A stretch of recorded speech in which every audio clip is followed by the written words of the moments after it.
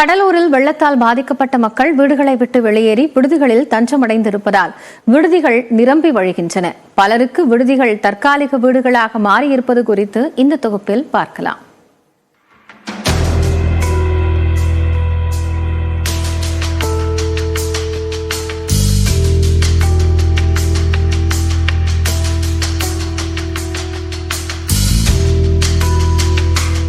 ஆசை ஆசையாக கட்டிய வீட்டை தண்ணீர் ஆக்கிரமித்துக் கொண்டதால் கடலூர் வாழ் மக்கள் பலர் விடுதிகளில் தஞ்சம் புகுந்துள்ளனர்.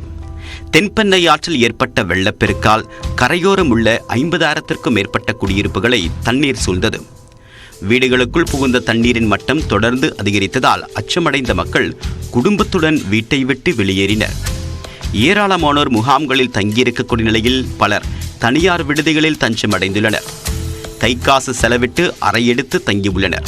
வேறு வழியின்றி நாள் ஒன்றுக்கு 3,500 ரூபாய் கொடுத்து குடும்பத்துடன் விடுதியில் தங்கியிருப்பதாக கடலூர் மாவட்ட ஆட்சியர் அலுவலகம் அருகே வசிக்கக்கூடிய வெங்கடேஷ் வேதனையுடன் தெரிவித்தார்.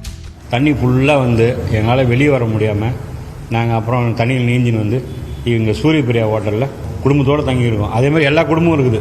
அவங்கவுங்க எல்லாம் வெளியூர் போய் இருக்கிறாங்க.